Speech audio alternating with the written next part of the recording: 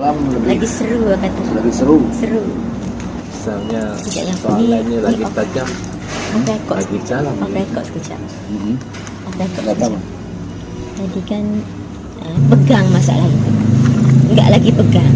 Jangan andaikan kita lagi. La haula wala quwata illa billah kan. Bila gitu, dengan sendirinya jalan itu akan terbuka. Sebab kita memang enggak ada daya upaya sebenarnya. Enggak ada.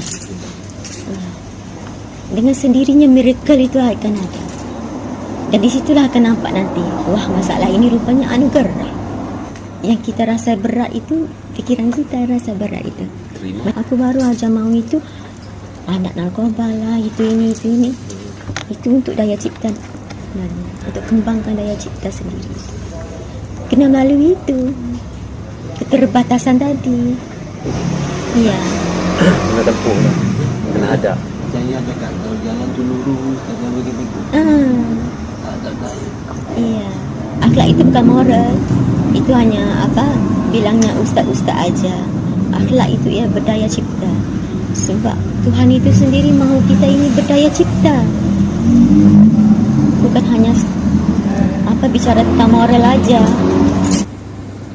Karena yang keluar dari pikiran hanya melahirkan perdebatan. Makanya kalau ada orang datang ke tempatnya, di sini bukan restoran untuk pikiran.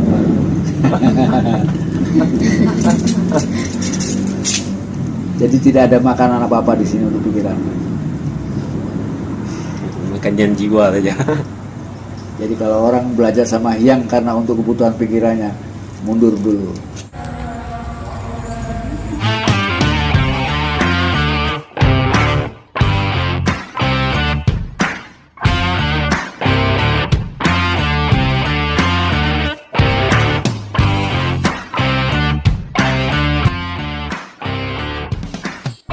Salam satu hati, para tandapan di mana saja berada. Pertama-tama yang mengucapkan puji syukur dan berterima kasih sebesar-besarnya kepada Tuhan yang Maha Cinta atas seluruh kenikmatan yang senantiasa Engkau anugerahkan kepada kami semuanya. Dan kedua, yang ingin mengucapkan terima kasih kepada Niang Rosa Hamiza Azziha, Bunda Niang Rosa Hamiza, yang selalu memberikan semangat dan dukungannya kepada Hyang dalam mendampingi hidup Hyang. Salam cerdas selaras para tandapan di mana saja berada. Video ini merupakan kelanjutan dari konten channel Hyang Weldo TV yang berjudul Siapakah Pencipta yang Sebenarnya, Tuhan atau Manusia? Sedangkan video ini merupakan hasil dari pembuatan secara spontan yang dilakukan saat kami makan malam bersama, yaitu saya sendiri Hyang Weldo bersama Bunda Niang Rose, Cik Said, Cik Puzi dan Haikal di kedai pojok Kajang yang cukup ramai orang dan bising suaranya. Salam cerdas selaras para tandapan di mana saja berada. Jadi dapat dimaklumi jika suara dalam video ini mungkin kurang jelas dan bising suaranya. Dan pada video kelanjutan ini, saya ingin mengangkat persoalan takdir yang selama ini sering kali dipahami bahwa takdir tidak dapat dirubah. Karena itu sudah merupakan ketentuan Tuhan.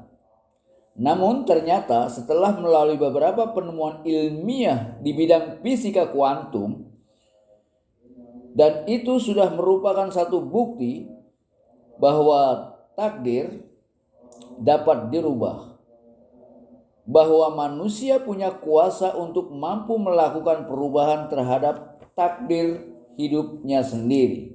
Untuk itu mari kita ikuti video ini. Salam satu hati. Ayo dilanjut. Pertanyaan bisa dilanjut biar lebih runcing. Lagi runsing, lagi seronok. Biar lebih runcing, lebih dalam, Lagi seru kata. lebih seru. Seru. Misalnya Sekejap yang soalannya ini lagi off. tajam, Off record. lagi jalan. Off record sekejap. Off record Nggak tahu. sekejap. Tadi kan pegang masalah itu. Enggak lagi pegang. Ya. Jangan andaikan kita lagi. La haula wala quwata illa billah kan. Macam itu. Ya. Bila gitu, dengan sendirinya jalan itu akan terbuka. Sebab kita memang tak ada daya upaya sebenarnya. Tak ada. Ya. Dengan sendirinya miracle itu akan ada. Dan di situlah akan nampak nanti, wah masalah ini rupanya anugerah. Yang kita rasa berat itu, fikiran kita rasa berat itu.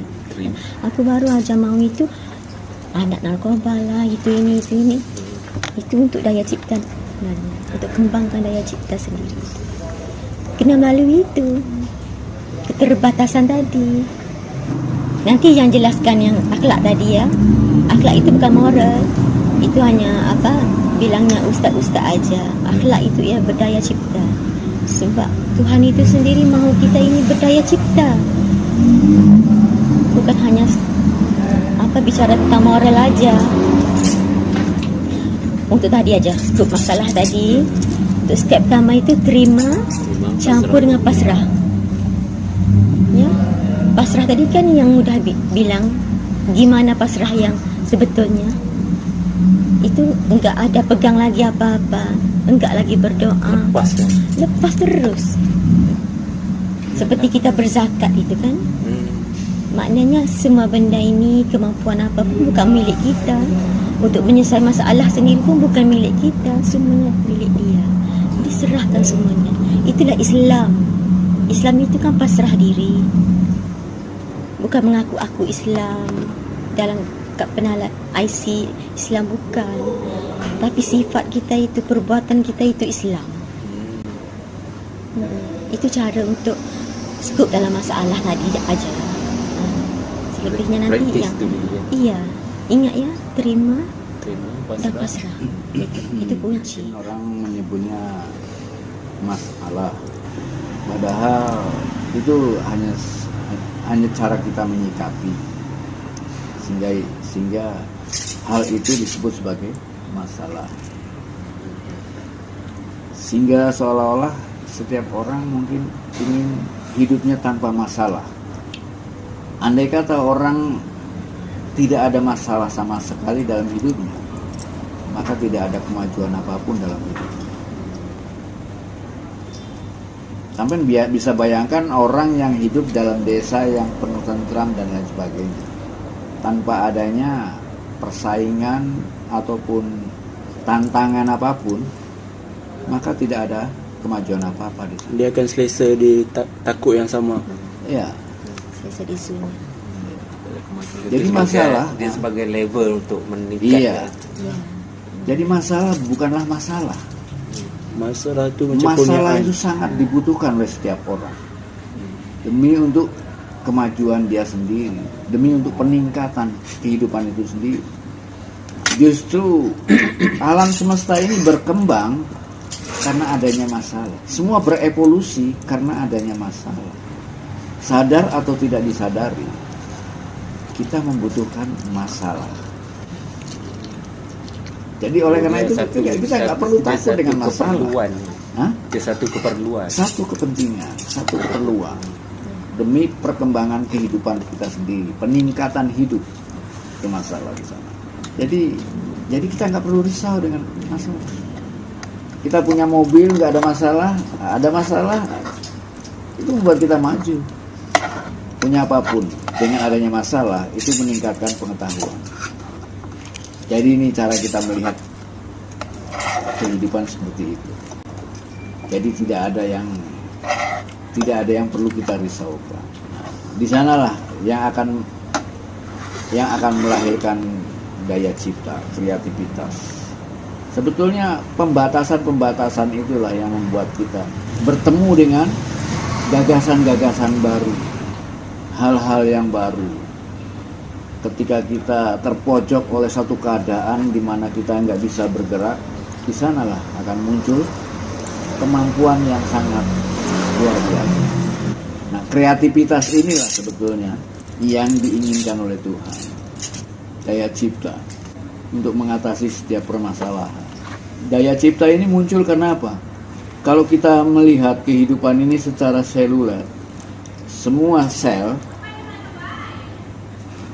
mereka hidup hanya untuk bertahan. Bagaimana mereka tetap untuk hidup? Mereka hanya bertahan, apapun yang dilakukan. Itu watak dari sel. Jadi kreativitas itu merupakan dasar yang harus dikembangkan. Dan itu pula sebetulnya yang ingin ditegaskan dalam agama Islam. Yang seringkali dalam bahasa Arabnya mungkin kreativitas itu akhlak, yang selama ini mungkin akhlak dipahami sebagai sistem moral, sistem moralitas.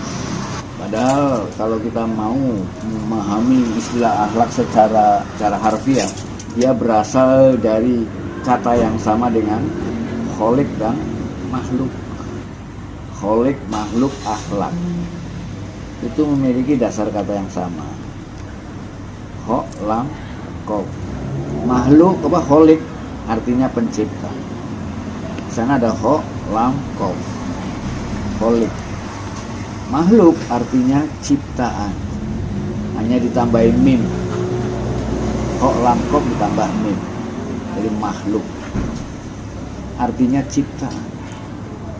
Akhlak itu juga dari kho, lam, kof. Tambah alif. Artinya daya cipta. Jadi pencipta, ciptaan, daya cipta. Adanya ciptaan berarti ada pencipta. Ada keterkaitan antara pencipta dengan ciptaan karena adanya daya cipta. Pencipta dan ciptaan tidak bisa hidup sendiri. Dia saling tergantung. Itu adalah kita sendiri. Siapa pencipta itu adalah kita sendiri. Dan siapa ciptaan itu?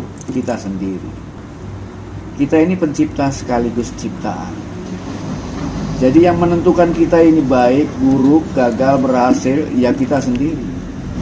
Dan Tuhan juga mengatakan dalam kitab suci bahwa nasibmu tergantung padamu dan aku. Aku takkan mengubah nasib sebuah kaum, kecuali kaumnya mengubahnya sendiri. Nah itu ayatnya. Jadi pencipta yang sebenarnya adalah kita sendiri. Sedangkan Tuhan yang sebenarnya bukan pencipta. Tapi Tuhan yang diperkenalkan di tingkat awal, dia diperkenalkan sebagai pencipta.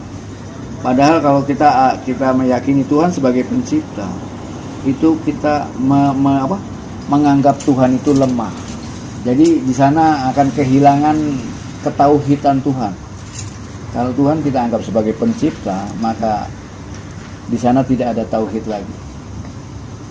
Karena keberadaan Tuhan sebagai pencipta tergantung pada ciptaan. Tuhan tidak lagi mandiri, tidak bisa berdiri sendiri. Dia selalu tergantung pada ciptaan. Bagaimana mungkin dia bisa disebut pencipta kalau nggak ada ciptaan? Seorang pelukis nggak bisa disebut sebagai pelukis kalau dia nggak pernah melukis. Pelukis tergantung dengan lukisan. Dia tidak mandiri, dia tergantung pada yang lain. Padahal dalam prinsip tauhid dia tidak tergantung oleh apapun. Maka kitalah pencipta yang sebenarnya. Kitalah yang mewakili Tuhan sebagai pencipta. Maka tugas kita sebagai pencipta harus memahami betul dan bagaimana meningkatkan daya cipta. Itulah sebabnya kita diberi pikiran. Dia seperti pena, seperti kuas, di mana kita dibebaskan untuk melukis kehidupan kita sendiri, untuk menulis kehidupan kita sendiri. Kitalah yang membuat skenario tentang perjalanan hidup ini mau kemana. Kitalah penulisnya, kita pelakunya, kita penontonnya, kita pengamat dan penikmat. Sekaligus kita adalah korban. Tapi manusia kebanyakan sadar sebagai korban. Kalau dia mampu sadar bahwa kitalah penulis sebenarnya dari seluruh perjalanan hidup ini, seperti yang bilang tadi, kita yang membuat ketentuan-ketentuan berdasarkan pengetahuan yang kita ketahui. Kita yang mencorakkan semua. Iya. Oleh karena itu saatnya bagi kita untuk melukis kembali lukisan apa yang kita inginkan tentang kehidupan kita. Kita bisa menulis kembali atau menghapus semua cerita lama yang mungkin salah kita tulis. Tulis kembali cerita, kisah-kisah kehidupan kita dalam kisah cerita yang mungkin kita sukai. Itu yang orang-orang sekarang menyebutnya bagaimana kita merubah mindset. Seorang pelukis kalau dia nggak puas dengan lukisan lama, dihapus. Nah, hapus inilah yang disebut dengan pengosongan. Kalau di wilayah agama itu kita mengisi, maka wilayah spiritual adalah mengosongkan. Mengosongkan itu langkah pertama. Seperti kita menghapus lukisan yang tidak kita sukai. Kemudian setelah kosong baru kita lukis dengan lukisan yang kita sukai. Hanya itu. Agar kita bisa bersyukur. Lukisan yang lama itu kita kosongkan. Kosongkan.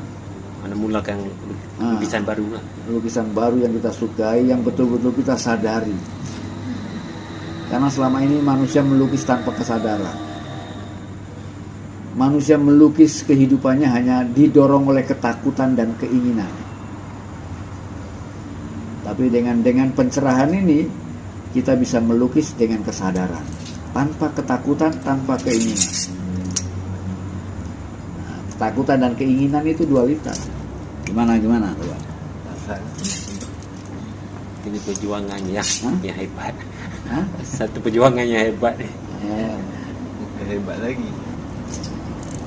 Rasanya sudah terjawab apa yang Alhamdulillah. ada lagi ya. Dah terungkai. Yang tarik rungkai habis. Oleh karena itu kan tidak ada alasan untuk bersedih hati. Iya. Terima pasrah. Ya. Puas satu lagi tu. Terima pasrah. Sedekah apa ni? Ya. Itu tadi merubah Berdaya kemampuan. cipta tu. Daya cipta. Kosongkan dan tulis yang baru apa yang kita suka. Untuk pengetahuan, dia seorang pelukis. Dia pernah dulu ke Malaysia. Dia artis masa dekat Bali. Dia artis untuk kalau orang datang ke Bali, dia yang promosi. Dia pelukis.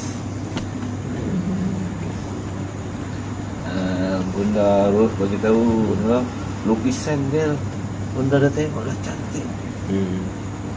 Yang tidak apa. Dia buat yang baru. Kan lukisan dah komplit dia sempurna, boleh tapi dia rosakkan. mencontengkan, dia merosakkan. Merosak. Maknanya dia berani. Berani. Ya. Maknanya dia tak terikat. Tak terikat. Simboliknya. Simbol. Terima kasih. Buat masa sekarang tak ada lagi. Gimana? Cuma nak amalkan itulah. Iya. Amal. Tinggal menerapkannya. Menyerahkan. InsyaAllah. Yang dah cabut habis dah rungkai dah. Ingat tu yang pesan tadi, kehidupan ni bukan perjuangan. Kehidupan ni perjalanan yang penuh kenikmatan. Ingat pada tujuan, tapi menikmati proses. Bahkan kita ini seorang aktor. Kalau sampean seorang bintang film, sampean dianjurkan untuk membuat cerita. Bagaimana cerita itu agar seru.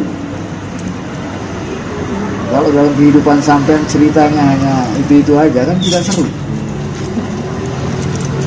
Mesti ada masalah, solusi, iya. masalah, solusi. Macam saya belajar dalam bisnes pun, dia untuk jual produk tu, dia kaji daripada segi masalah. Dia jual solusi kepada orang yang ada masalah. And then, dia boleh buat income daripada solusi. Solusi bisnis. So sebenarnya masalah itu dia sebenarnya kurniaan Tuhan, bukan yang masalah. Tak ada sekali tadi kan. Bila udah gitu, lama-lama akan wah masalah ini punya anugerah gitu. Masalah yang dia Dia dah jadi bukan macam Allah tegar perkara biasa. Ya, sebab kita sentiasa bersyukur itulah. Jadinya apanya terima semuanya.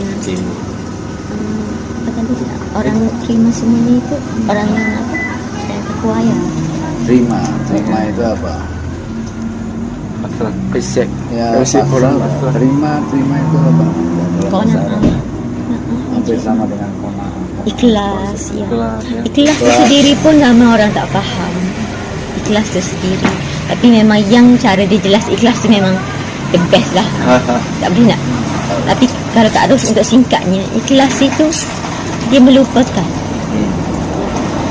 Buat dan terus lupa. Ya. Dan tiada perancangan. Ya. Nak buat baik itu gini-gini tak payah. Kalau nak buat dia buat aja. Dan lupa terus. Ya. Dan tidak bercerita. Ada ayat Melayu dia cakap kalau tangan kanan memberi, tangan kiri tak nampak kan. Tak nampak sama. Jadi kehadiran Hyang ni sebenarnya Dia sayang, kasar lagi. Kejut sayang. kehadiran Hyang ni untuk menyedarkan lah. Memberi cahaya. Memberikan cahaya kepada orang yang tak sedar. Orang yang bila ditimpa masalah tak sedar, yang akan sedarkan. Macam tadi yang bilang tugas guru itu apa? Cuba jelaskan tadi yang bilang apa? Tugas guru itu apa? Memberi pencerahan apa yang dia tak cerah. Tak, maknanya apa tadi? Intinya menyedarkan orang yang sedang bermimpi buruk. Tapi kalau orang itu tak sedar, enggak. Salah satu yang dia pemusnah. Master of the Destroyer. Master of Destroy. Master of Destroy. Pemusnah. Pemusnah. Menghancur konsep, menghancur pikiran. Yang tu yang terbuku. Yang dah musnah. Yang dah musnah kan yang terbuku tu. Alhamdulillah. Ya, bagus. InsyaAllah. Nanti apa-apa saya buat laporan. Iya, Tak. cik saya cuba Saya jadi pun kalau- jaya juga. Kalau dia yang mengisikan. Kalau rasa nak tanya apa-apa boleh lah kan. Yalah. Macam mana? Ya, kita dianjurkan hanya untuk jadi alat musik. Alat musik itu artinya kalau dipukul baru bunyi. Kalau mungkin Pak Said dipukul ya biar bunyi. Dipukul do bunyi do, dipukul re bunyi re. Jangan jadi radio. Jadi radio itu ada yang mendengar atau tidak, ada yang mendengar terus bicara. Kerja nasihat dia mau bagi nasihat. Rumah kosong. Di pasar. Radio bunyi, orang tak ada. Orang suka tak suka dia Ngomong, tahu atau tidak tahu ngomong aja. Jadi kita harus berlaku seperti alat musik. Ada yang pukul bunyi, tidak ada yang pukul ya tidak bunyi. Ada yang butuh baru kita. Itu nak kena ada orang pukul hari-hari. Ya. Iya. Macam Aldi boleh lah. Dia pukul Ada saya yang hari-hari bertanya, okey. Ada yang bertanya barulah menjawab. Tapi jawablah pertanyaan yang keluar dari hatinya, bukan dari pikirannya. Karena yang keluar dari pikiran hanya melahirkan perdebatan. Dia nggak butuh dengan apa yang kita katakan. Dan itu nggak perlu dilayani. Untuk apa melayani orang-orang yang hanya ingin tidak ingin menerima. Jadi jawablah pertanyaan orang-orang yang membutuhkan. Yang pertanyaan yang muncul dari hatinya, bukan dari pikirannya. Kalau kita bagi kepada orang tanpa orang bertanya, maksudnya itu nafsu.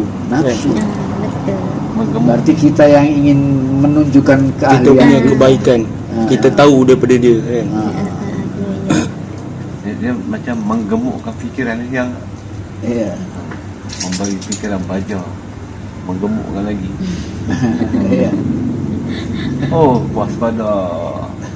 Ya, pikiran itu harus kita bikin kurus supaya dia gak punya kekuatan. Ya. Iya. Jadi kalau kita kasih makan, nah, Gemuk ah. gemuk dia akhirnya kuat lagi. Kita akhirnya ditaklukkan lagi sama dia.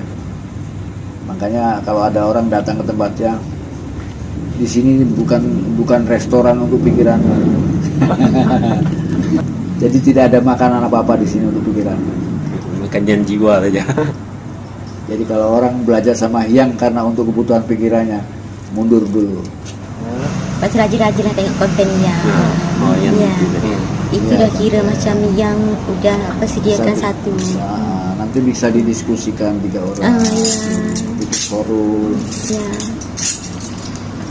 Kalau kemudian muncul masalah, Pak Said bisa tanya sama dia lewat konten. Pertanyaan ini nanti kalau memang betul-betul penting sekali bisa jadi konten buat Yang untuk konten selanjutnya. Pak personal bagi Kak Ros lah kan, sebagai bukan sebagai isteri yang, tapi sekarang ini sudah isteri yang. Bagi Kak Ros, YouTube yang itu bukan YouTube biasa-biasa. Bagi Kak Ros personal, YouTube yang itu macam satu kitab tau, untuk di zaman sekarang. Jadi kalau orang yang belum melihat konten yang itu amat rugi sekali. Ya, di zaman dulu ada kitab-kitab kan. Ini untuk moden cara sekarang. YouTube yang itu bagi Kak Ros itu sakral. Ya.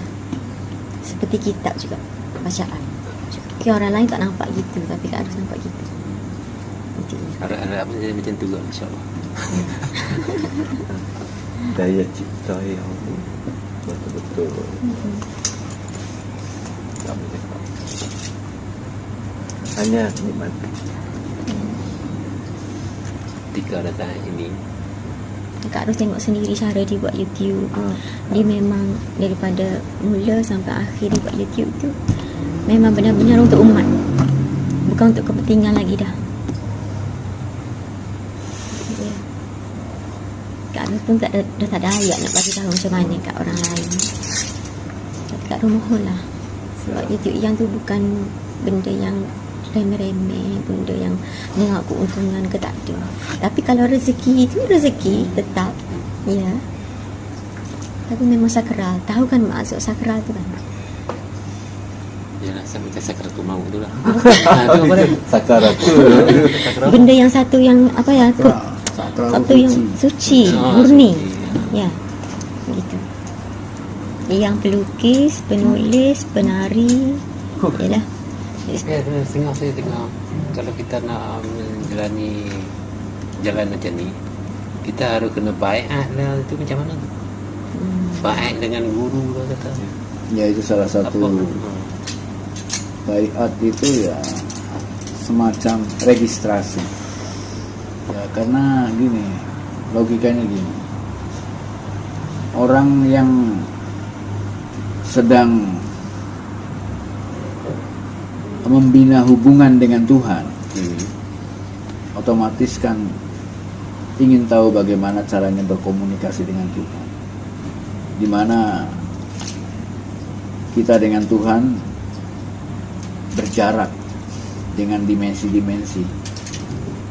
Hubungan kita sendiri sesama manusia begini, jika berhadapan semacam ini, kita mungkin nggak butuh alat, kita hanya butuh mulut dan telinga saja.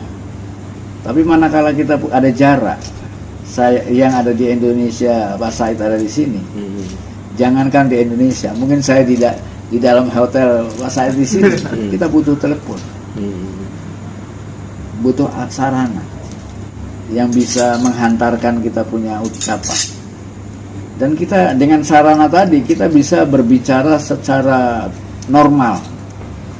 Yang menerima pun bisa menerima suara yang normal. Tapi ada penghantar yang namanya satelit, sehingga suara yang kita ucapkan tadi dirubah menjadi gelombang. Kemudian ketika sampai kepada si penerima, dia berubah lagi menjadi suara. Nah, dibutuhkan adanya sarana yang namanya telekomunikasi. Bagaimana berkomunikasi dalam jarak. Tele itu kan jarak. Nah, ketika kita berkomunikasi, dibutuhkan adanya pesawat. Dan pesawat itu bisa kita miliki, bisa kita kelola sendiri. Telepon itu bisa kita miliki dan bisa kita kelola sendiri. Karena seluruh sarana, seluruh komponen itu sudah ada dalam diri kita. Tinggal bagaimana mengaktifkannya, mengaktifasi dan mensinkronisasi antara satu elemen dengan elemen yang lain. Katakanlah setiap orang sudah punya sistem yang bisa kita gunakan untuk berkomunikasi. Sebagaimana kita punya HP ini. Tapi tidak cukup hanya punya HP. Ada perangkat lain yang tidak bisa kita miliki. HP bisa kita beli, tapi satelit tidak. Nah, untuk agar kita mendapatkan jasa dari satelit, harus ada registrasi sehingga kita bisa menggunakan jasa satelit. Seorang guru itu nggak jauh bedanya dengan satelit. Dia sebagai penghubung, tapi bukan yang dihubungi. Otomatis register ya, apa? Register. Kalau orang sini register. Registrasi itu nggak jauh beda dengan baiat. Nah, di sana setelah dibaiat, kalau orang Islam bilang dikasih ijazah. Ijazah. Artinya kita diberi kekuasaan untuk menggunakan jasa tersebut. Otomatis dengan adanya satelit itu satu pertanda kita bisa melakukan komunikasi dengan objek yang kita tuju tanpa terjadi kesesatan. Artinya ketika sampean mencoba menghubungi Hyang lewat nomor Hyang, tidak mungkin kesasar ke nomor yang lain. Itu dijamin. Sehingga para guru ini memiliki password. Ketika seseorang dibaiat, maka dia bisa menggunakan password itu. Dengan password tadi, komunikasi kita dengan Tuhan atau dengan apapun juga tidak akan terjadi kesesatan. Tanpa adanya password, mungkin dimensi gaib yang kita tuju bisa saja itu dimensinya siluman, bukan Tuhan. Kesasar. Sehingga kita pun juga diberi semacam kewaspadaan bagaimana untuk bedakan mana yang asli atau yang sesungguhnya dengan yang ilusi. Jangankan di alam metafisika, di alam fisika aja masih banyak ilusi yang membuat setiap manusia tersesat. Apalagi di alam metafisika, ilusi itu semakin banyak. Agar kita tidak tersesat ke dalam alam-alam yang tidak kita kenal, yang bisa membuat kita tersesat, maka prinsip satelit itu dibutuhkan. Nah, itu pengertian baiat di sana. Maka dalam hal ini itu satelit, pengelola satelit. Nanti bisa dikirim ke apa? WA. PK enggak, share it. Bisa. Jadi diskusi kita hari ini mau end dulu ke video? Tergantung Pada bisa end, kita bisa share it sekarang boleh. Mau end? End terserah, boleh di end juga boleh. Selanjutnya bisa dialog santai.